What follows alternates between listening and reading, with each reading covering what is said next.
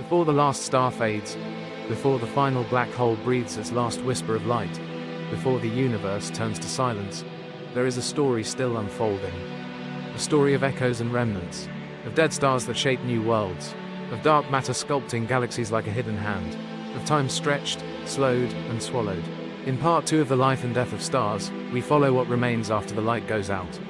We'll explore the cosmic graveyard, the quiet architects of galaxies, the mysterious force accelerating the expansion of the universe, and what it all means for the final fate of everything we know. If you're drawn to stories written in starlight and silence, if you find calm in cosmic wonder, then take a deep breath and press play. And if you enjoy this journey, don't forget to like and subscribe to the Sleepless Atom. Because we're just getting started. When a star dies, it does not vanish without a trace. It leaves behind something more profound than silence. It leaves behind dust, tiny fragments of carbon, oxygen, iron, and silicon scattered across space.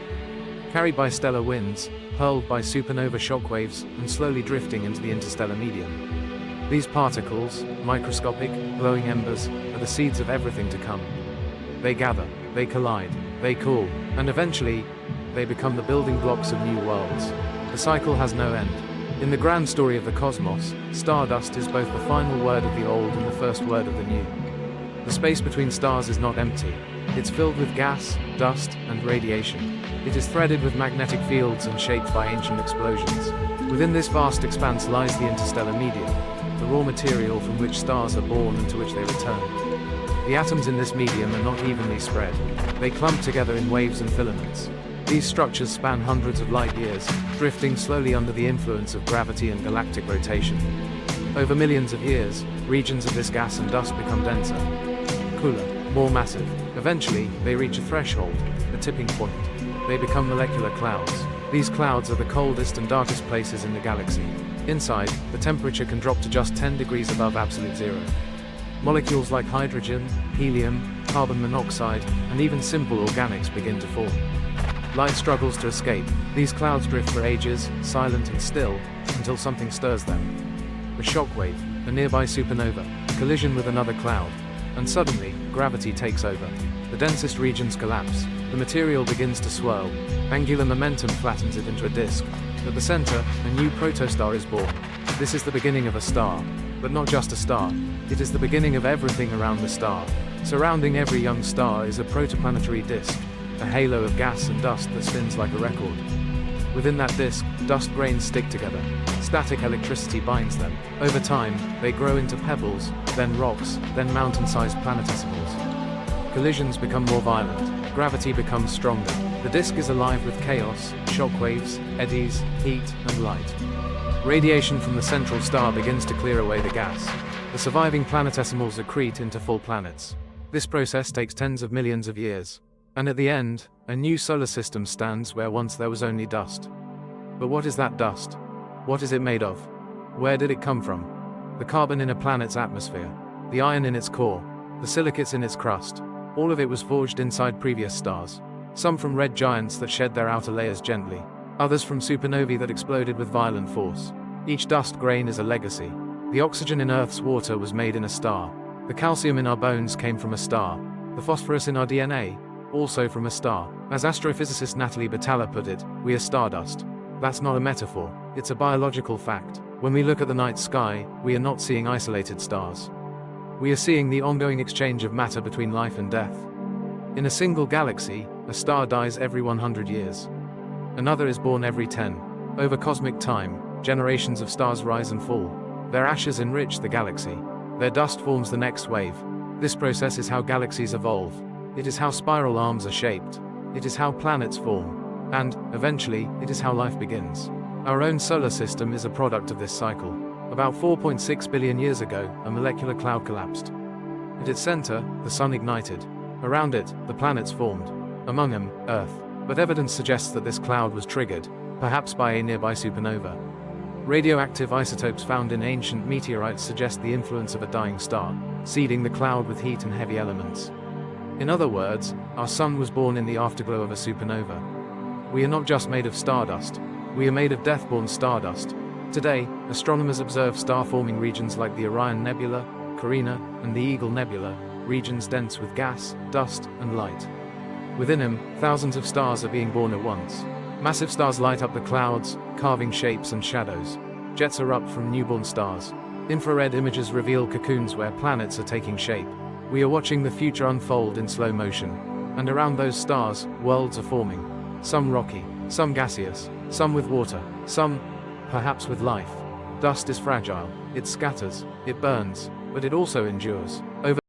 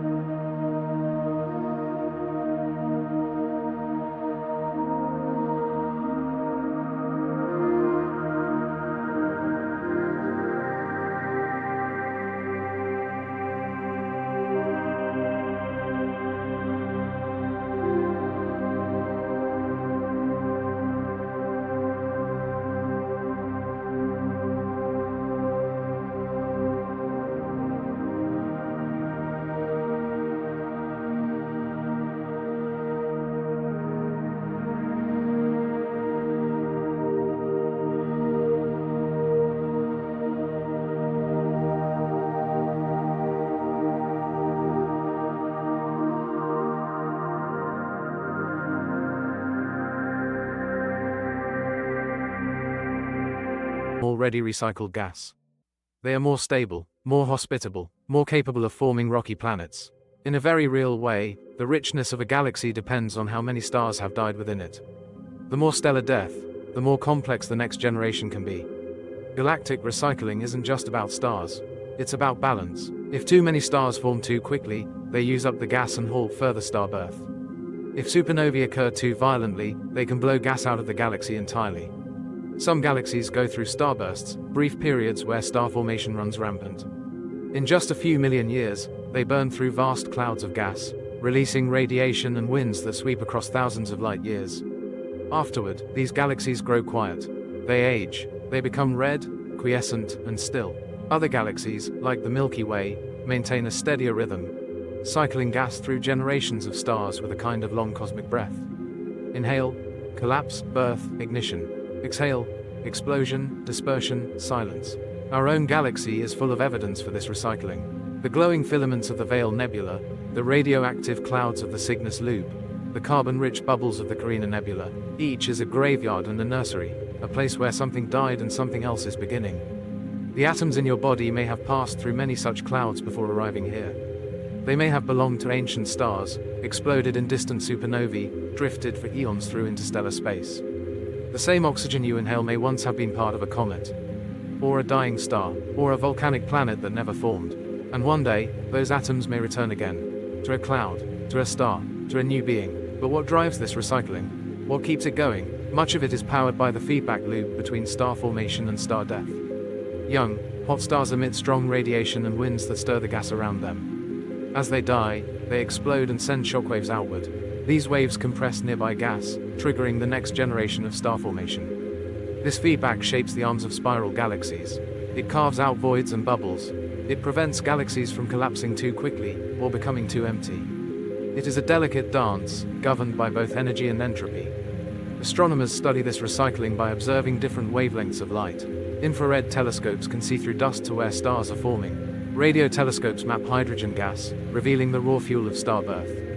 X-ray observatories detect the hot gas left behind by supernovae. And optical telescopes capture the glowing clouds where elements are excited by young stars.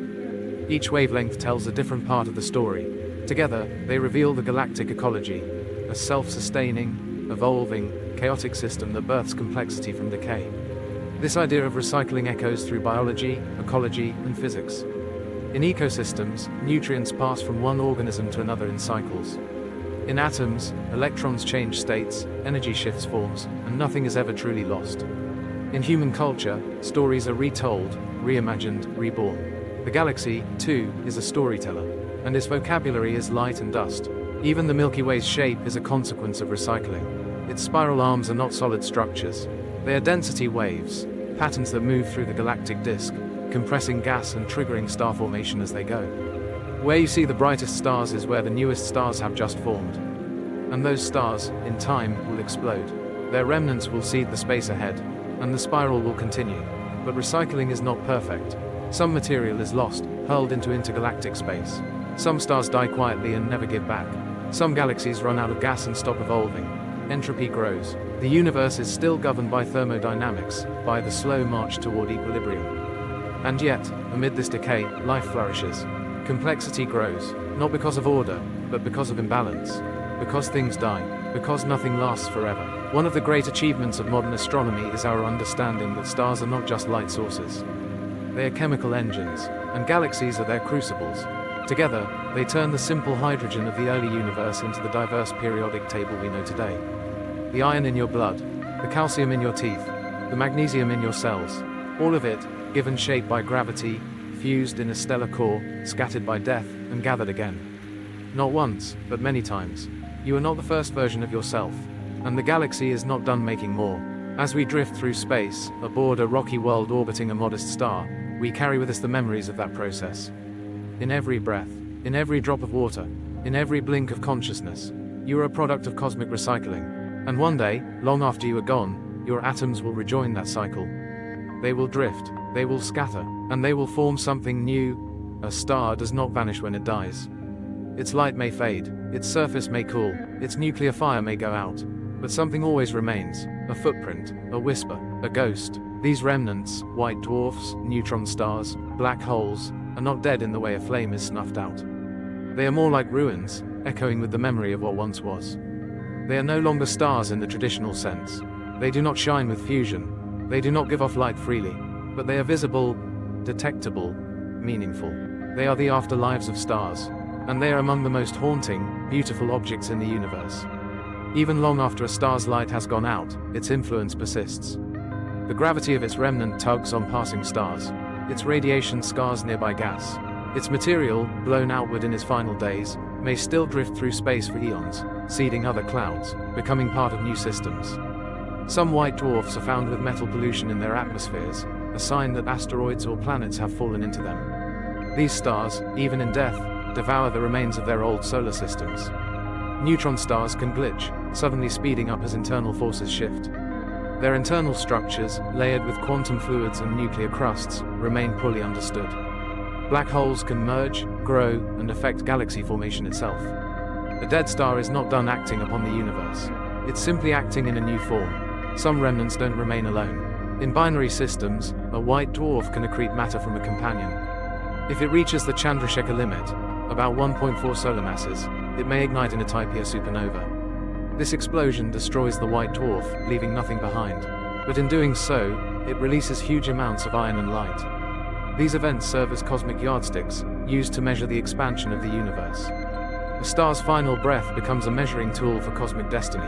Other remnants may merge. Two neutron stars may spiral together, creating a kilonova, an event that forms gold, platinum, and other heavy elements. Or a neutron star and a black hole may collide, creating gravitational waves. These collisions are rare, but they reshape galaxies. They are rebirthed through destruction. Many remnants can still be seen, not directly, but through their effects on light. White dwarfs emit faint visible and ultraviolet light. Neutron stars emit in radio, X-ray, and gamma rays.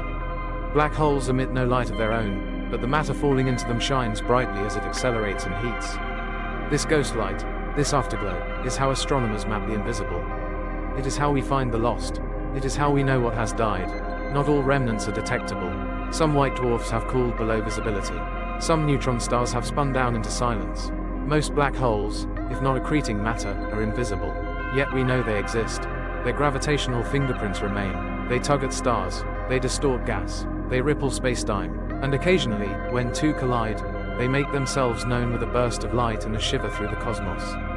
The dead do not speak, but sometimes they shake the universe. Ultimately, the remnants of stars are a gift to the cosmos. They are compact, rich, dense repositories of elements and gravity. They act as clocks, probes, and engines. They form binaries, emit radiation, and enrich space. They help us test relativity, quantum mechanics, thermodynamics, and they remind us that death in the universe is not destruction. It is transformation. It is the continuation of a journey in a new form. Every star we see in the night sky will one day leave behind a ghost. Some will become glowing embers. Some will pulse for millions of years. Some will collapse into darkness. But all will contribute something to the future. Nothing is wasted. Even in silence, they sing. There are moments in the life of a galaxy when silence is broken by something unimaginably loud. Not a sound in the way we know it. Not a noise carried by air, but a cosmic roar. A blast so intense it outshines entire galaxies for a brief moment. The final cry of a dying star, beautiful, terrifying, and absolutely essential to everything that exists. This is the supernova, a star's grand finale, its last act of creation, and in that moment of death, comes the birth of the elements.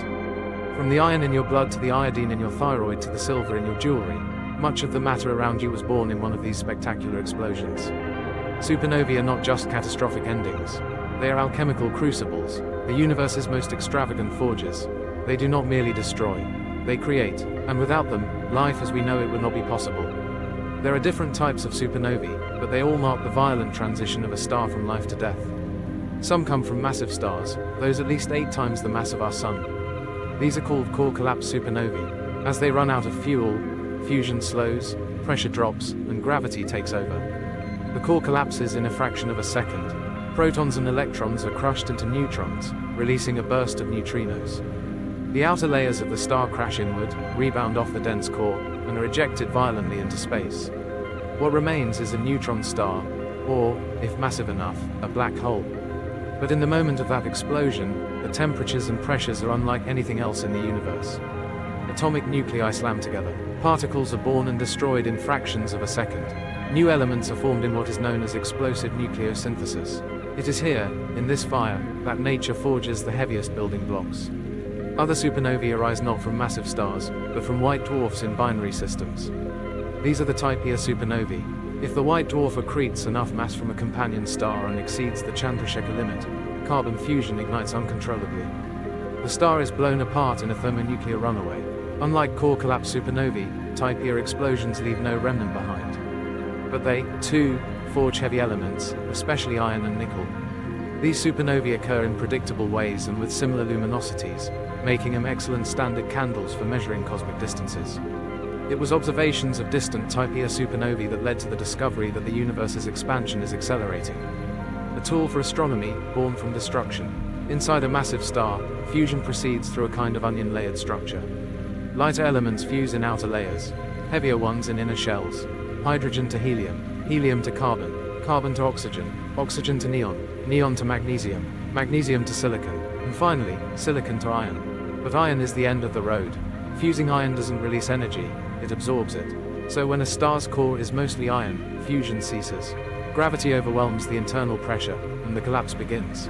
But the very process that ends the star's life is what allows for the creation of elements heavier than iron. like gold, lead, uranium, and platinum. These can't be made through ordinary fusion. They require environments where atomic nuclei are bombarded with neutrons rapidly, what physicists call the R process, or rapid neutron capture. A supernova provides just that. It's an assembly line for the universe's rarest materials. The periodic table, the elegant catalogue of elements, is in large part a record of stellar violence. Hydrogen and helium came from the Big Bang. Carbon, oxygen, nitrogen, from the cores of long-lived stars. Iron and nickel, from the hearts of stars and their explosive deaths. Gold, thorium, plutonium, from supernovae and neutron star mergers. When you touch anything metal, or trace your ancestry back through biology to the molecules that built you, you are touching an artifact of a supernova. You are a survivor of a star's death. The debris from a supernova is not lost. It expands outward, forming intricate, glowing clouds called supernova remnants. These remnants shine in X-rays, radio waves, and visible light. They pulse with energy. They interact with interstellar gas, compressing it, triggering new star formation. The Crab Nebula, the remnant of a supernova observed by Chinese astronomers in 1054 AD, still glows today, driven by a central pulsar, one of the youngest known neutron stars. The Cassiopeia A remnant, just 11,000 light-years away, is a mosaic of hot gas, high-speed particles, and heavy elements expanding into the galactic medium. These are not just clouds. They are echoes of the explosion, and they carry the seeds of future stars and planets. In 1987, astronomers witnessed a supernova in the Large Magellanic Cloud, a nearby dwarf galaxy. Designated SN 1987A, it was the closest observed supernova in centuries. For weeks, it outshone all other stars in its host galaxy.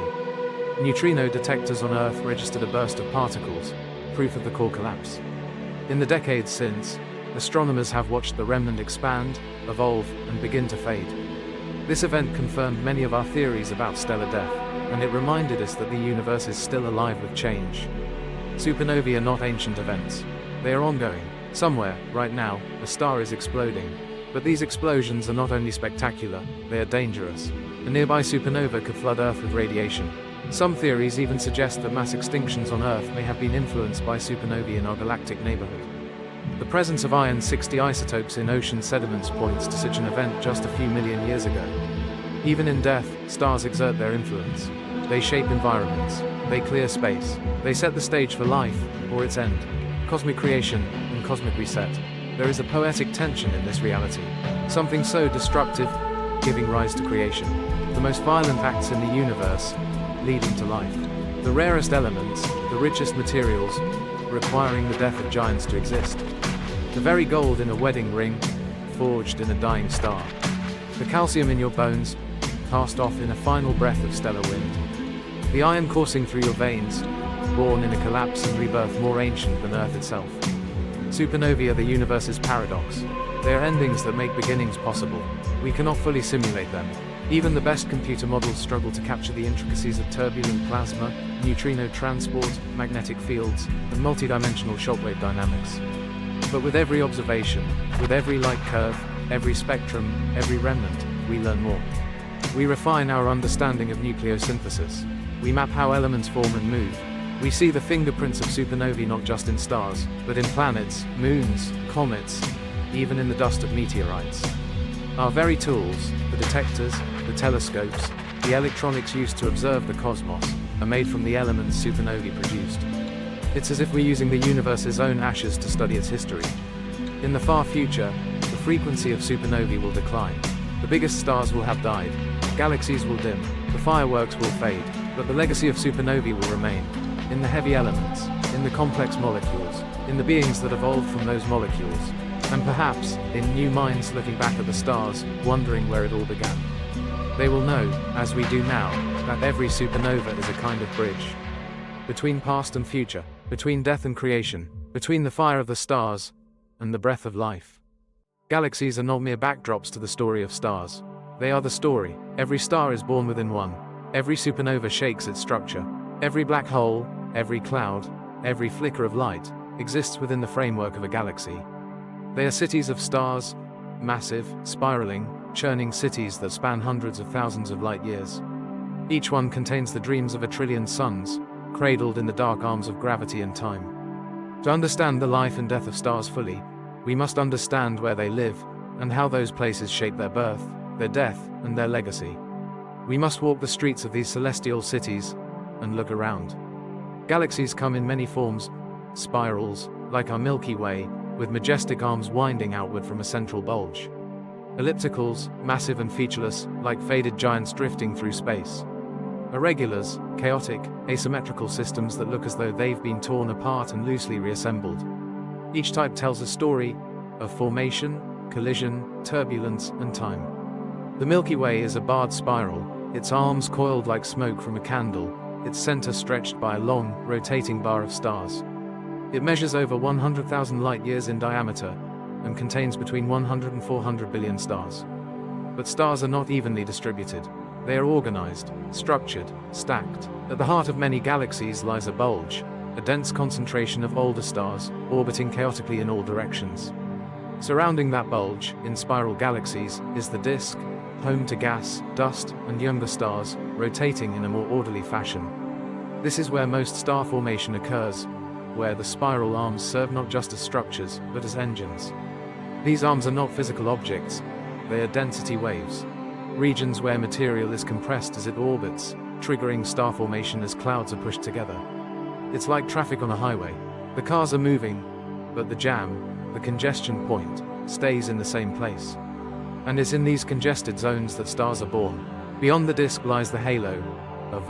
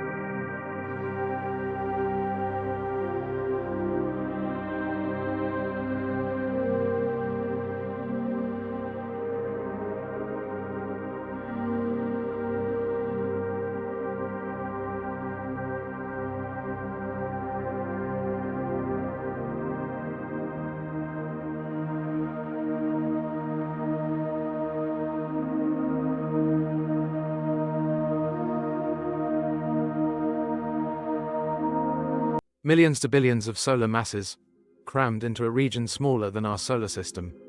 In active galaxies, these monsters feed on surrounding gas, unleashing enormous amounts of energy. The result is a quasar, a beacon so bright it can be seen across the universe. But even when they're not feeding, these black holes shape the galaxy around them. They regulate gas flows, they shut down star formation, they may even determine the mass and size of the host galaxy. The relationship between a galaxy and its central black hole is strange. They are separated by scales of size and distance that defy logic, and yet, they grow together. This city of stars is not permanent. It changes, galaxies spin, warp, collide, stars die, and their corpses remain. New generations are born in their place. Gas comes and goes, structures rise and dissolve. Over billions of years, a galaxy is transformed by its contents, by its stars, by its deaths, by its collisions. The Milky Way has likely undergone many shapeshifts, starting small, growing through mergers, building its spiral structure, forming its disk and arms and halo, and we are just one tiny point in that long story. When you look up at the stars, you're not just seeing scattered points of light. You're seeing the structure of your galaxy. You're seeing the arms that cradle your world, the currents that brought your atoms here, the architecture of the city you were born into. You live not just on Earth, but in the Milky Way. In one of its spiral arms, on one of its minor streets, orbiting one of its many ordinary suns. And yet, nothing about that is ordinary. Because that street, that arm, that sun, it gave rise to you. The architecture of galaxies is not just about structure, it is about opportunity. It is the scaffolding that allowed stars to rise and fall, that allowed dust to condense, that allowed planets to orbit, and life to begin. Without spiral arms, our sun may never have been born. Without a quiet neighborhood, Earth might not have remained stable. Without billions of stars before us, we would not have the elements to think, to dream, to look back. Galaxies are cities, not of people, but of possibilities. Not of buildings, but of time. Their streets are laid with light, their towers made of fusion, their parks, the nebulae, and their shadows, the black holes. They are not just structures, they are storytellers, and every star, every remnant, every planet, is a chapter waiting to be read. We live in a visible world, surrounded by light, matter, and motion we can detect with our eyes, instruments, and senses. But the universe does not care about visibility. Most of what it's made of cannot be seen. It does not shine, it does not reflect light, and yet, it holds the galaxies together. It shapes the stars, it sculpts the cosmos on the largest scales imaginable. It is dark matter, and it is everywhere. What is dark matter? We're not sure. It has mass, it bends gravity, but it does not interact with light the way normal matter does. You could be passing through clouds of it right now, and never know. It doesn't emit radiation, doesn't scatter photons, and yet, it dominates the matter budget of the universe. For every atom you can see, touch, or detect, there are 5 times as many particles of dark matter hiding in the background. Silent, unseen, but essential. Its fingerprints are everywhere. We first detected dark matter not by seeing it, but by feeling it in the rotation of galaxies. When astronomers measured how fast stars orbited the centers of spiral galaxies, they expected the outer stars to move more slowly, just as planets farther from the sun move more slowly in our solar system. But they didn't. The stars on the outskirts of galaxies were moving too fast. As if something invisible was tugging on them, holding them in place, keeping them from flying off into space. That invisible something was dark matter.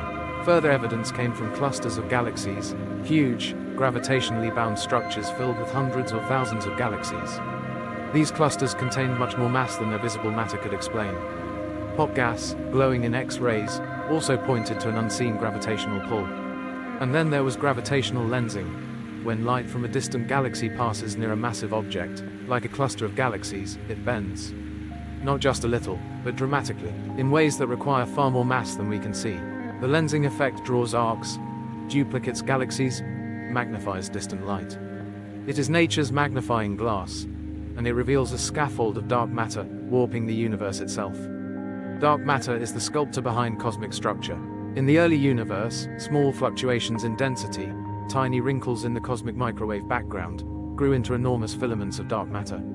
These filaments became the cosmic web, a vast, interconnected network stretching across billions of light years. Galaxies formed along these strands, clustering where filaments intersect. It is as if the universe is a living tissue, and dark matter is its skeleton. What is dark matter made of? That question still eludes us. Some theories suggest new types of particles, WIMPs, or weakly interacting massive particles. Others propose axions, ultralight particles that could form ghostly waves across the cosmos. There are experiments deep underground, in abandoned mines, in icy detectors at the South Pole, and in massive accelerators like the Large Hadron Collider, all trying to catch a glimpse, a signal, a whisper. But so far, nothing conclusive. Dark matter remains an open question, perhaps the greatest mystery in physics. Despite its mystery, dark matter is predictable. Its influence can be simulated. Computer models of cosmic evolution that include dark matter reproduce the large-scale structure of the universe remarkably well. They show how galaxies cluster, how they evolve, how they rotate and merge. Without dark matter, these models fail. The universe would not look like it does. Stars would be flung away. Galaxies would never form. We would not exist. You might ask, if we can't see it, and we don't know what it's made of, how do we know it's real? Because every piece of evidence points to it. Because without it, our understanding of gravity would have to be rewritten on cosmic scales. Some have proposed exactly that, modified gravity, instead of dark matter. But these theories struggle to explain the full picture. Dark matter, though invisible, is consistent, persistent. It explains what we observe, even if we can't yet explain it. The story of stars is also the story of what stars are not. They are not most of the mass of the galaxy. They are not floating freely. They are embedded in halos, massive, invisible cocoons of dark matter that extend far beyond the visible stars. These halos stabilize galaxies, they preserve structure, they shape the paths of gas and star formation. Without them, stars would not be born in the right numbers, would not survive, would not arrange themselves in the beautiful patterns we see. In a poetic sense, dark matter is the silence behind the music of the universe. It doesn't play the notes, but it holds the instrument.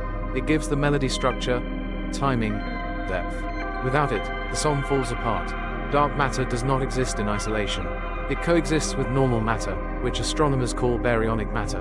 Baryons are what we are made of: protons, neutrons, electrons. But baryons are messy. They collide, they heat up, they radiate. Dark matter does none of that. And yet, it shapes the baryons, pulls them into galaxies, compresses them into clouds, allows stars to form. One day, we may detect dark matter directly. We may build instruments sensitive enough to catch one of its particles. Or we may uncover an entirely new branch of physics. Until then, we study it in the way wind is studied, by its effects on leaves, grass, and clouds. We feel its presence by watching what moves. You are held in place by dark matter. The Milky Way orbits within a vast halo of it. Our galaxy, our cluster, our place in the universe, all rest in the palm of something invisible. And that invisibility does not make it less real. It makes it more powerful. It is the hidden hand behind everything we see. To study stars is to study matter. But to study galaxies, to study structure, to study why things are the way they are, is to study dark matter. It is the unseen backbone of the cosmos, the quiet sculptor of all we love, and all we seek to understand. There are places in the universe where time stops, where light bends into silence, where gravity becomes so strong that nothing, not even the fastest thing in existence, can escape.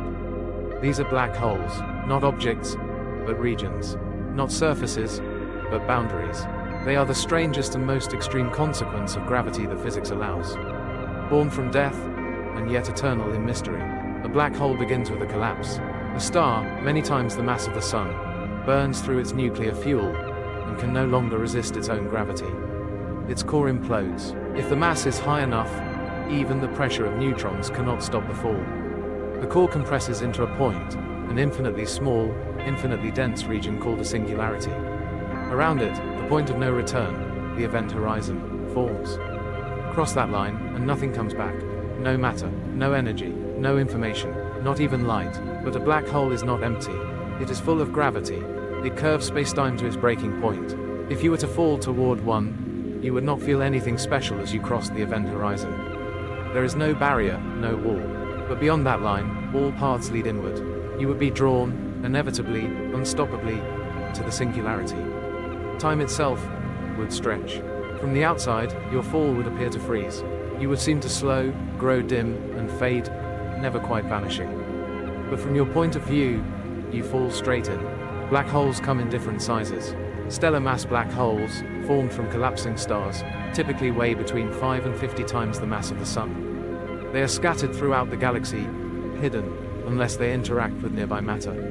When they do, they produce X-ray binaries, systems where gas from a companion star spirals into the black hole, heating up, glowing in high-energy radiation, and tracing the invisible boundary with light. Then there are supermassive black holes, monsters with millions, or billions of solar masses. They sit at the hearts of galaxies, including our own. At the center of the Milky Way lies Sagittarius A*, a supermassive black hole over 4 million times the mass of the Sun. We cannot see it directly, but we've tracked stars whipping around it at thousands of kilometers per second. Something invisible, massive, unmoving. There is no other explanation. And finally, there are intermediate mass black holes, rare, elusive, the missing link between stellar and supermassive varieties. And primordial black holes, a theoretical population formed in the earliest moments of the universe. We don't know if they exist, but if they do, they could be seeds of galaxies. Or candidates for dark matter. For decades, black holes were theory, predicted by Einstein's general relativity, but too strange to be accepted. Even Einstein himself doubted they could be real. It wasn't until the discovery of Cygnus X1 and the study of quasars, extremely luminous galactic centers, that we realized black holes were not just mathematical curiosities. They were real, and they were everywhere. A black hole does not shine, but what falls into it does. The process of accretion, as gas and dust spiral inward, produces extreme radiation. Disks of matter form. They rotate near the speed of light. Magnetic fields twist into jets. Some black holes launch streams of particles at near light speed, thousands of light years into space. These are the active galactic nuclei, or quasars, visible from across the universe. Paradoxically, the darkest objects are also among the brightest. But black holes do more than devour. They shape. Their gravity molds galaxies. Their energy regulates star formation.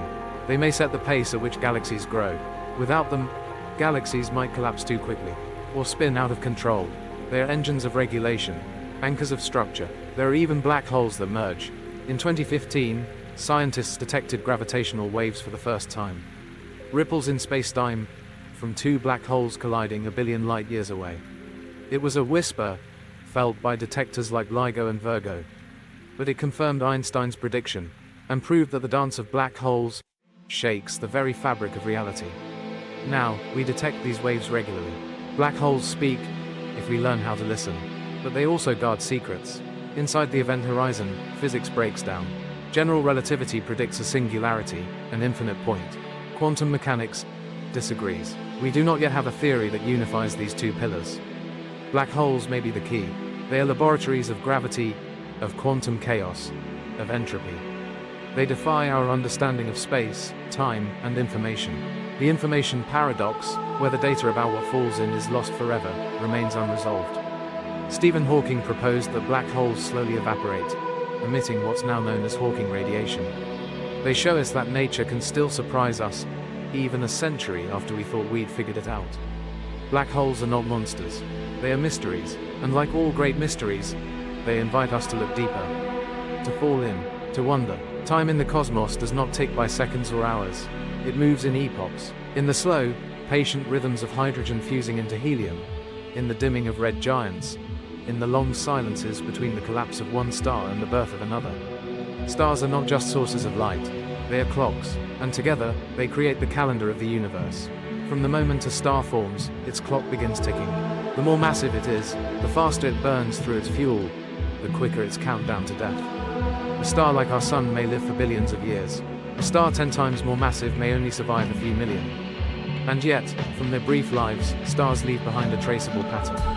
A reliable record of the conditions that formed them, and the time that has passed since. That's how we study cosmic time. Not with watches, but with light. When astronomers speak of the age of the universe, 13.8 billion years, they're not guessing. They're listening to the echoes of the first light. They're reading the fossils embedded in stars and galaxies. They are measuring light travel time. Every time you look into the sky, you're looking back in time. The light from the sun takes 8 minutes to reach us. The nearest star, Proxima Centauri, shines from over 4 light years away. The Andromeda Galaxy, 2.5 million. The farther you look, the deeper into the past you peer. The Hubble Space Telescope, and now the James Webb Space Telescope, allow us to see galaxies as they were billions of years ago, mere infants compared to their present form. We watch galaxies growing, merging, birthing stars in frenzied bursts. We are not just seeing pictures, we are witnessing memories. Stars themselves serve as more than scenery. They are chronometers, precise tools for dating the age of the universe. Some of the oldest stars are found in globular clusters, tight, spherical groups that orbit galaxies like ancient satellites. Many of these clusters are more than 12 billion years old. They contain low metallicity stars, pristine, chemically simple suns that have hardly changed since the early universe. By analyzing the light from these stars, astronomers can determine their composition, estimate their mass and temperature, and, using models of stellar evolution, calculate how long they've been burning. When we find a star that's 13 billion years old, we're not just dating the star. We're placing a boundary on the age of everything. Cosmic time is also written in stellar populations. Galaxies contain stars of different ages, grouped into generations. By analyzing the mix of hot young stars and cool old ones, astronomers can estimate when a galaxy formed most of its mass. Spiral galaxies, like the Milky Way, continue forming stars today. But elliptical galaxies, with their reddish glow, are full of ancient stars. They burned fast, and then faded, locking their clocks at an early cosmic time. Even the chemical makeup of stars reveals their age. The first stars contained only hydrogen and helium. Later generations incorporated heavier elements, carbon, oxygen, iron, created in earlier supernovae. This metallicity tells us where a star fits in the universe's timeline. The more metal a star contains, the more generations of stars preceded it. And then there's the cosmic microwave background, the afterglow of the Big Bang. It is the ultimate time capsule, a wall of light from when the universe was just 380,000 years old. Before that, light couldn't travel freely. The cosmos was a fog of plasma. But when it cooled, light broke free. That light still travels today, stretched by the expansion of the universe into microwaves, detected by satellites, studied down to the tiniest fluctuations. And from that light, we reconstruct a timeline. The formation of atoms, the birth of the first stars, the clumping of matter into galaxies, the rise of large-scale structure, the appearance of dark energy, all of it mapped by starlight and its descendants. You might think of time as a line, but in the universe, it's a fabric, woven by events, knotted by collapses, ripped by mergers, mended by creation. Stars are the stitches. Their lifespans connect eras, their deaths mark transitions, their remnants serve as bookmarks. We are living in one of those stitches, a short span, nestled between the first stars and the last. Galaxies are not static. They are not fixed portraits hanging motionless on the cosmic wall. They are alive, in a cosmic sense. They grow, they change, they interact. They are born from clouds of gas, shaped by gravity, stirred by dark matter, and illuminated by stars. Over billions of years, galaxies evolve, sometimes slowly, sometimes in violent bursts, and their stories are written across the entire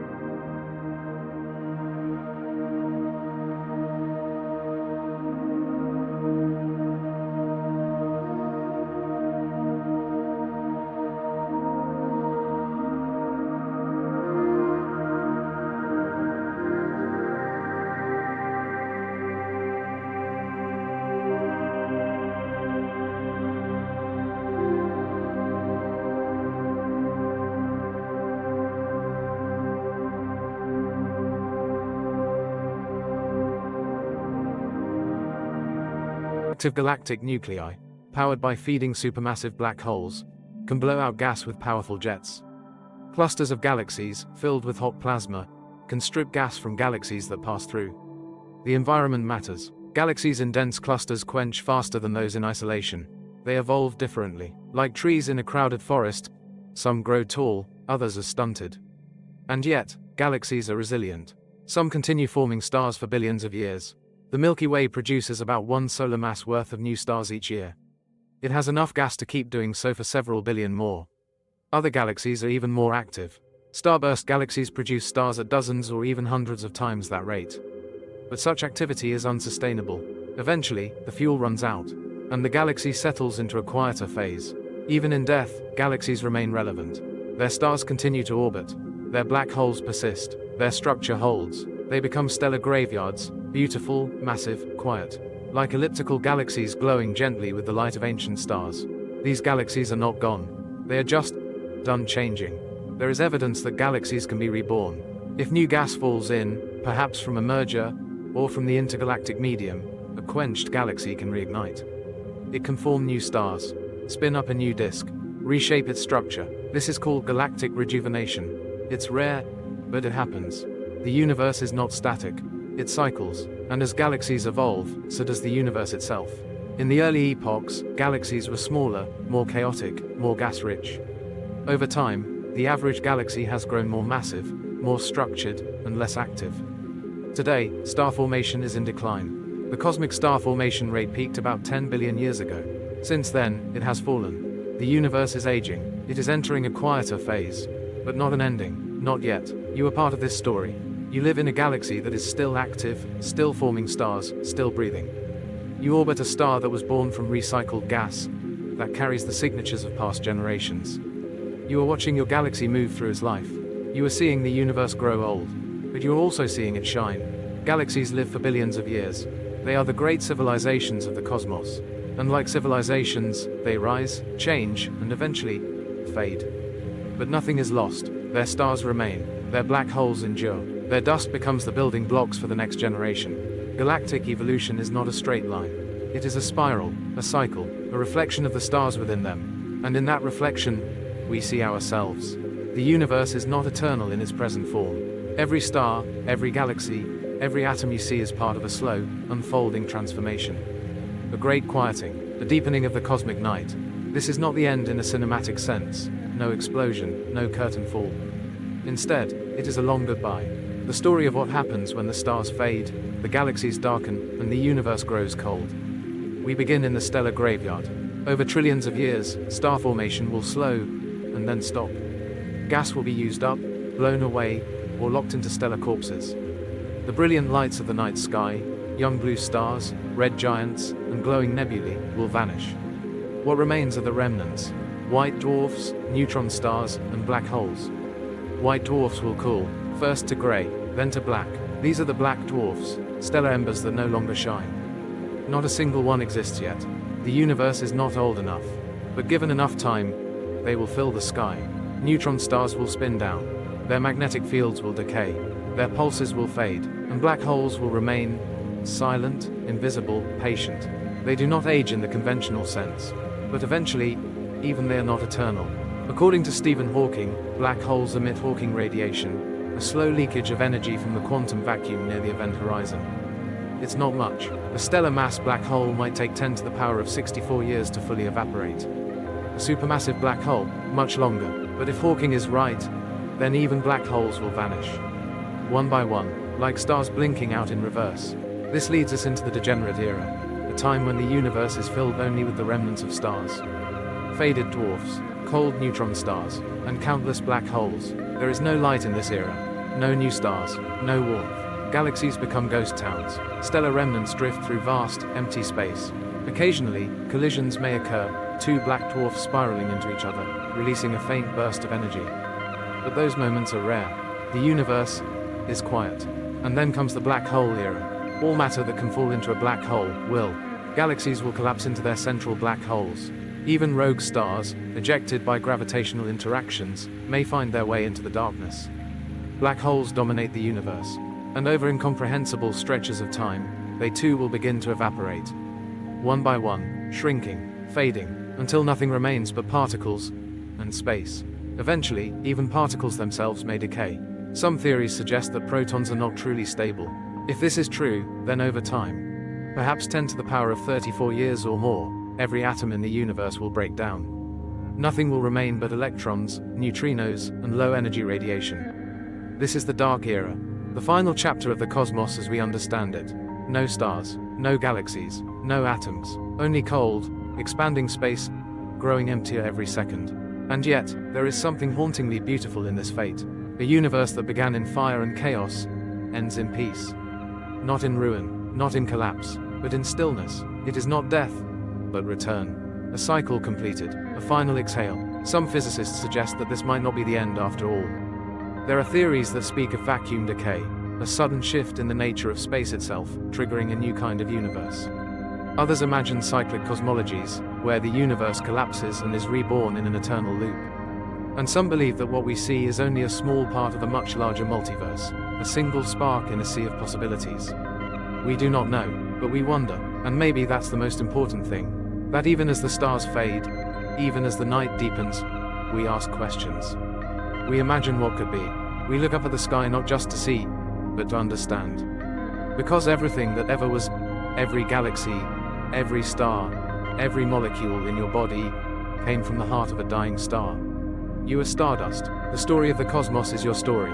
Its birth is your origin. Its fate is your destiny.